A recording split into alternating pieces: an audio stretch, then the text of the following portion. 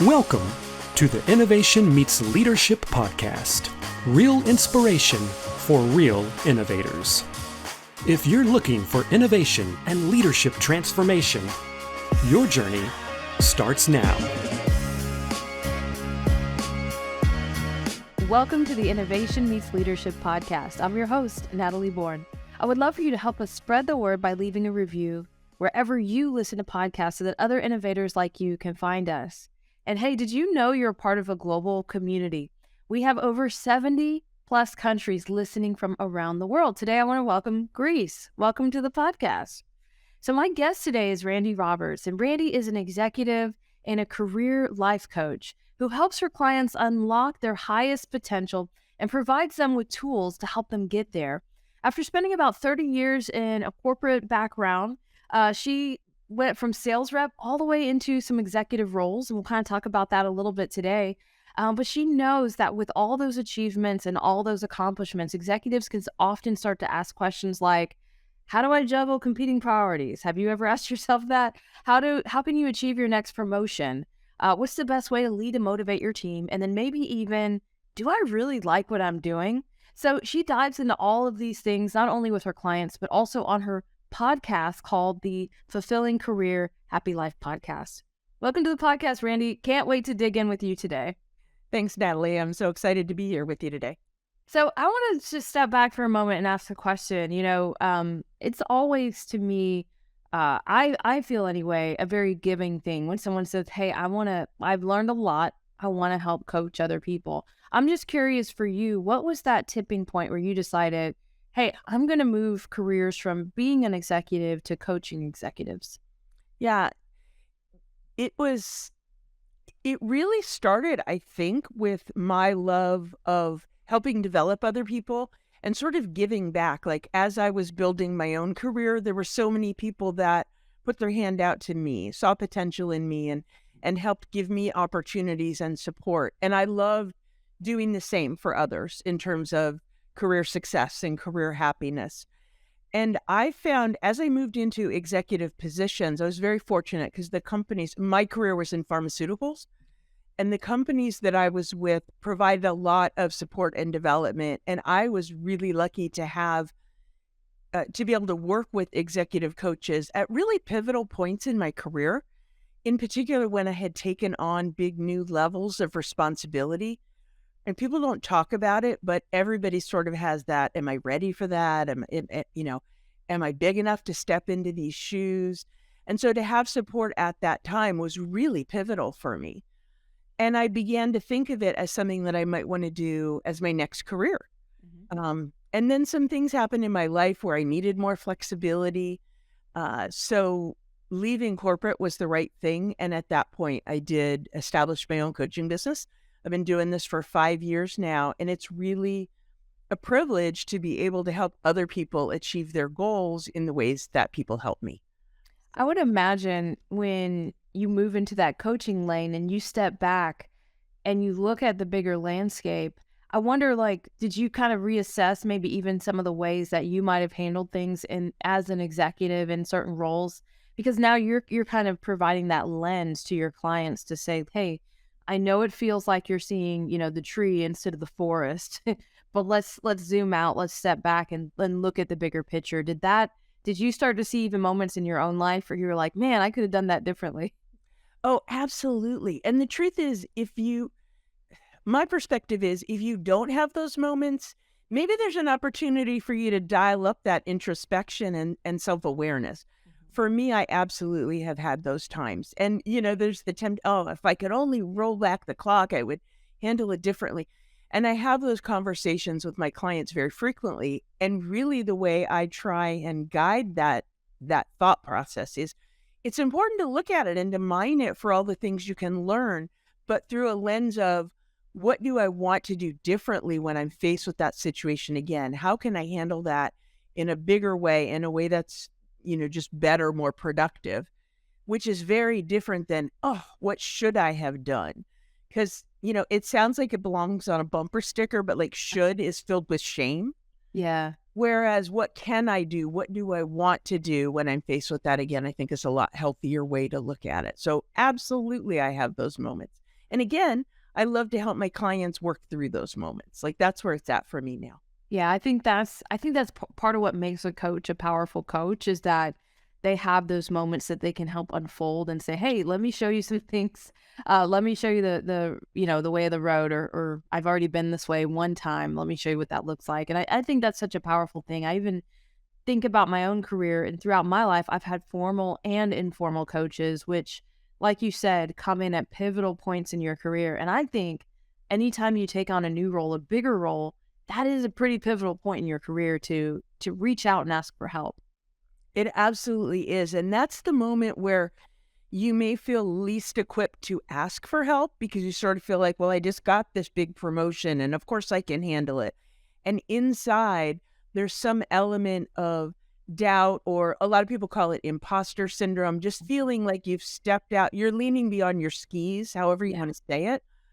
And we all feel that. And I remember very specifically, this was when I had gotten promoted into my dream job at the time, talking to my executive coach and saying to her, I'm feeling this way. I'm feeling a lot of doubt. I'm feeling almost a little lonely. Like I don't have people to talk to about this.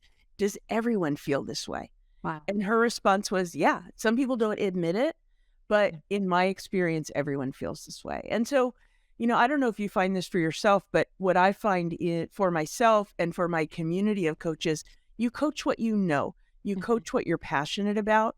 And so the opportunity to help people who may be feeling less motivated in their careers than they used to, like the things that used to excite them are now exhausting. Mm-hmm. That's the moment I love to help coach and help people through because I experienced it myself. That's so powerful. I think about my executive coach that I've had over the years, and when I first hired her, one of the things that she helped me do was actually articulate what drained me. And I can't tell you how powerful that was for me to actually understand that when I hired her, I was in a role that I could do and I was knocking it out of the park and people were happy with me, but I wasn't happy. And being able to articulate why I wasn't happy. And the way she described it to me is like, hey, you're in an operational role and you love to build, you love to launch, you love to start, and you're in a role where you're having to manage and maintain, and that's always going to make you miserable. And just, I feel like coaches just give us language that we're so deep in the trenches that we can't sometimes give to ourselves. Yeah, absolutely. And coaches ask powerful questions. And you are very fortunate to have that kind of support at that point in your career. And you've said something so insightful, which is if you're feeling dissatisfied, if things aren't fitting as well as they used to, it's really important to get to the root of what's not right anymore or what could be better, because otherwise you're not fixing the right problem. And you may move into a new situation and you kind of take yourself with you. And if you don't know what the issue is, you don't know how to solve for that. And for you, it sounds like the motivation and maybe the growth opportunities weren't as aligned for you as they could be. So it's amazing that you were able to figure that out. And my guess is what came next was a change to put you in a situation that was just better for you. That's spot on. It's exactly what happened. And so in being able to articulate what that change should be, I think that's what is so important about the work of working with a coach is that it's not just articulating what's wrong, it's articulating your next move, your next step as a result of what your findings are, right? Absolutely. And what's interesting, Natalie, is I feel like, we're talking so much about the benefits of coaching, and there are moments when I feel like it's self-serving. Of course, I'm a coach. Of course, I believe in coaching. And so I used to hold that message back. But the truth is, it's almost the opposite for me. I am a coach because I believe so much in coaching, and I know what a powerful transformation it can help people make. And so I don't hold back on that anymore. I have a coach. Like my business and I deserve a coach. I believe in it so strongly. I'm all about that now. And I don't try and diminish that anymore with the fear that it's self-serving. I'm not helping if I'm holding back on that message. That's so cool. I love that you're saying that. And I'm hoping that as our listeners are listening to this episode, that they're thinking about the fact that, do I have formal and informal coaches in my life? I think that that's really the game changer. everyone has to have somebody that is helping them, that is growing them, that is something, analogy I love to use all the time, or a tool I love to use all the time to talk about this, is a Johari window. And that there are things that, you don't know about yourself that others know about you. And just being able to expand that window so that when you get coached, and you're having that conversation and they're saying, you're explaining a situation that you're in, the coach, like you said, can ask really powerful questions. And then they're also helping you to surface blind spots. And the only way to really alleviate some of those blind spots is to get feedback, to give and receive feedback to kind of quell some of those blind spots. And I feel like when we think about leadership today, if I could say what is the number one thing I think that leaders miss on, it's asking for that feedback. It's seeing feedback as a gift, and it's closing those blind spots through. Not that we can get them all, but there are probably some big ones, right? 2 or 3 that we all operate in, that if we'll ask for feedback enough, we'll start to sense a pattern, and then we can start to work on, how do I close the gap with that blind spot that I'm operating in and I don't realize I'm operating in. Yeah. And I completely agree with what you're saying. And the reality is, in order to take that feedback, you have to make yourself a little bit vulnerable. And if this is with people that you're leading, especially if you've just taken on this new big role, that can be hard to do. It takes a lot of confidence at a time where you may not be feeling that true confidence. And that's another way that working with a coach is one way, a mentor, just some support system, so you can get out of your own head a little bit, get someone else's perspective, and sort of open yourself up to that a little bit more. That's so good. I want to talk a little bit about, maybe there's some people listening to this podcast and they're thinking, I'm one of those people that's not so excited with my work right now. I'm not really energized. I'm maybe considering either a small or maybe even a big change. How can they start to think about, their talent identity, even this big decision? How can they start to kind of process through some of this? Yeah. And, to the point that we made earlier, it's the right question, because you have to know what you're trying to solve for. Otherwise, you may find yourself in the same situation. So, some work that I've done with all of the clients that I've worked with in my time in this business, I've put together a tool that actually can help. It's a good starting place for that. And it really is based on 8 pillars of career satisfaction, and just sort of a self-assessment of, how is my current situation serving me on a scale of 1 to 10 on each of these areas? So you can take yourself through that. And on my own YouTube channel, I actually offer like a workshop if you want me to take you through it. It's available free on my website. So, I'm not trying to sell anything there, but it's a great place to start. So if people want to access that, we could put the link in the show notes. It's a career satisfaction survey that's available at randirobertscoaching.com. Great place to start to think about it. Yeah, we'll definitely put that in the show notes. So really it's kind of looking at these 8 pillars, and then out of that, I think what you're driving towards is, okay, now that you know what those say, your movements should be based on where maybe the deficiency is. And sometimes it's not where we always think it is. My coach would always say, wherever you go, there you are. So sometimes I have said that many times.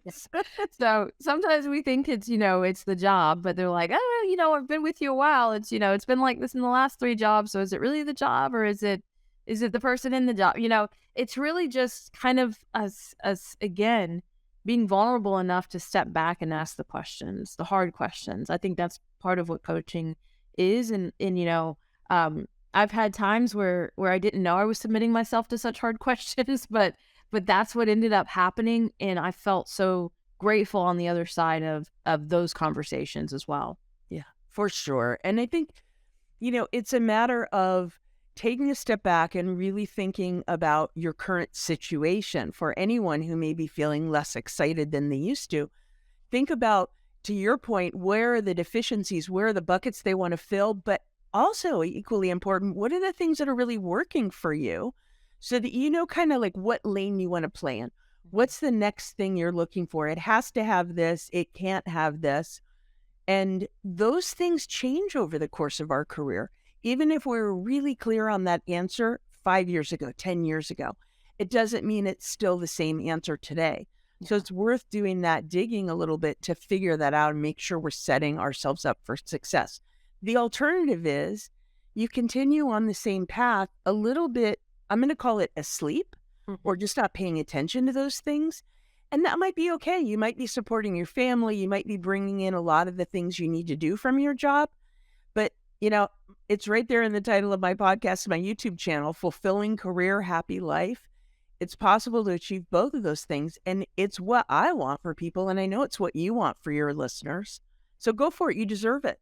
I love that. I love that. So talk a little bit about, I would love to know, just in your clients, what you've seen since the pandemic. Have you seen a lot more career change, a lot more people wanting to shift lanes, a lot more people wanting to shift into more flexibility? Like, since the pandemic, like what trends have you seen in your own coaching practice? Yeah, it's an interesting question, and there's definitely been some trends.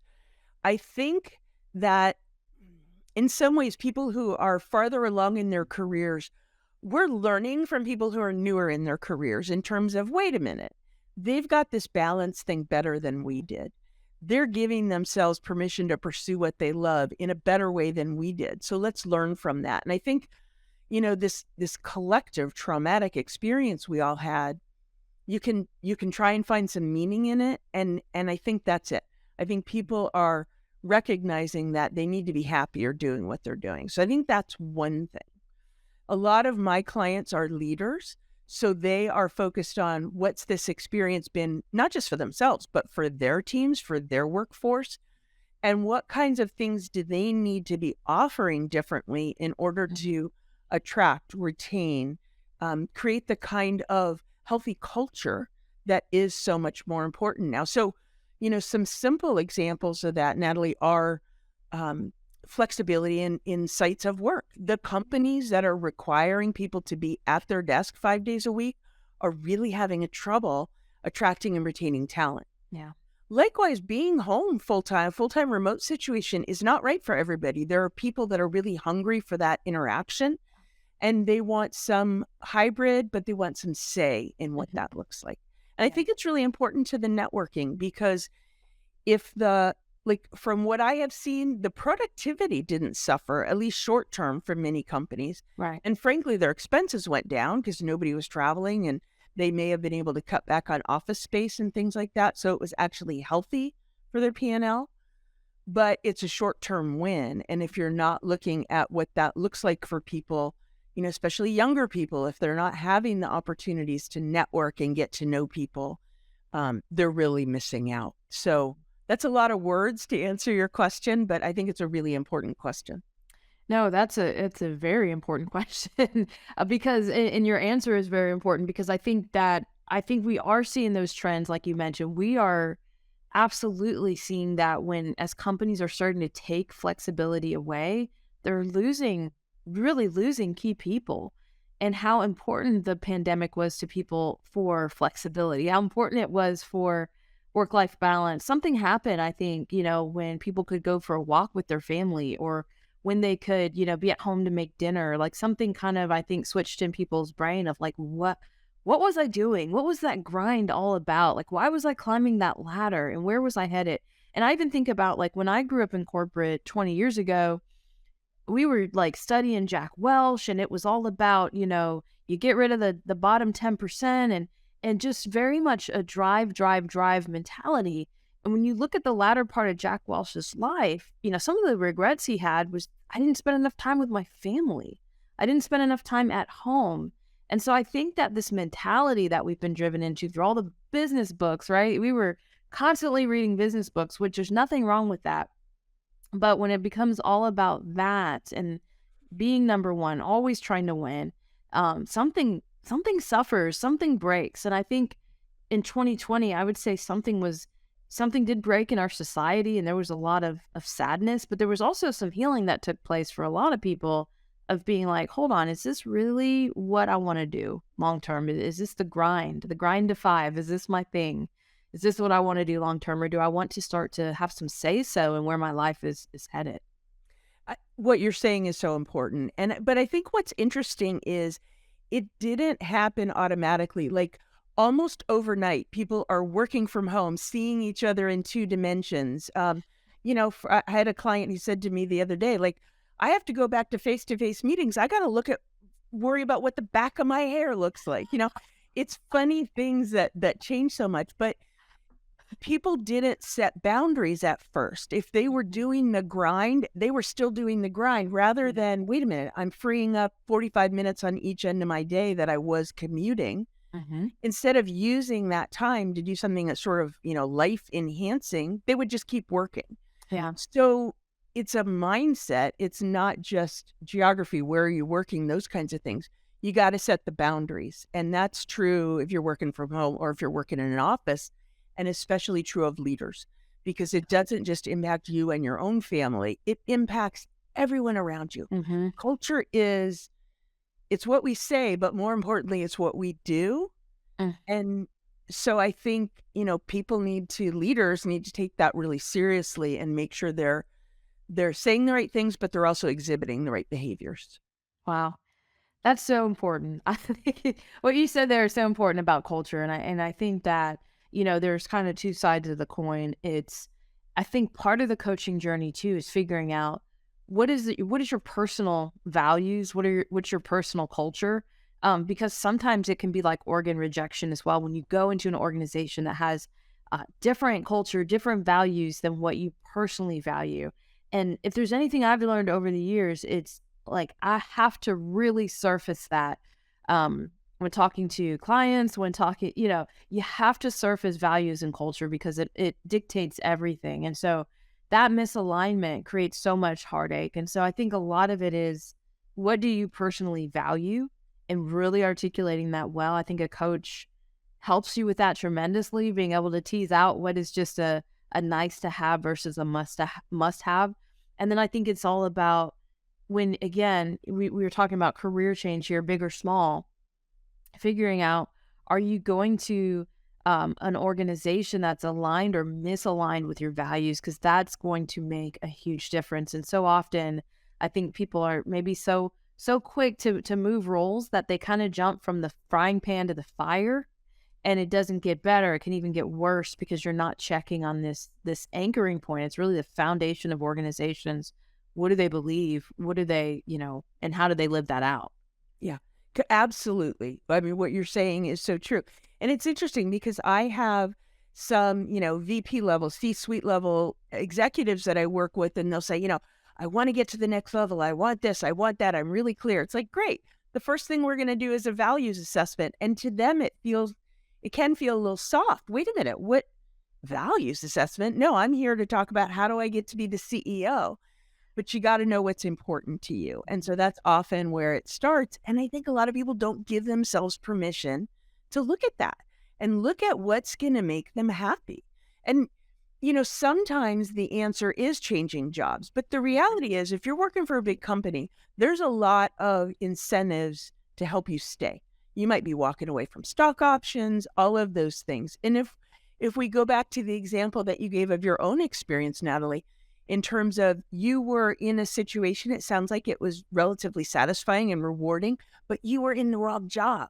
Right. And so by working with that coach and figuring out what that was, maybe you could find the right fit for you right where you are in your own company. Right. So that doing that investigative work into what you need and what's important to you doesn't always lead you to change companies. It may lead you to making some changes right where you are that can give you that satisfaction. But you can't know until you know. And that's really important, because I think a lot of us just think go versus set boundaries and reestablish parameters and ask for what we want, right? Our kind of our initial knee jerk is to just go. And so I love what you're saying, because sometimes that joy that you're looking for could be right in your backyard if you would create the right boundaries, ask the right questions, and really surface, what is it I really want? What is it I really need? Exactly. I mean, what final thoughts would you have for our listeners today? I think, to build on what you just said, I think it's important for people to give themselves permission to spend the time and put the attention into what will make them most fulfilled.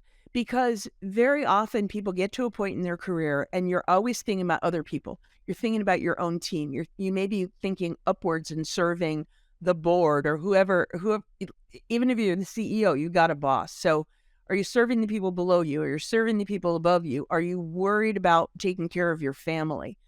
Well, the linchpin is you in making all of that happen. And you will do that to the greatest degree possible where you are fulfilled. So it's not selfish. It really enables you to serve others better. It comes to mind the analogy of you're on the plane and putting on your own oxygen mask first and then helping others. It's a similar thought, and it's not selfish. It will enable you to help others better. So give yourself permission to take a step back and think about what you need. Love that.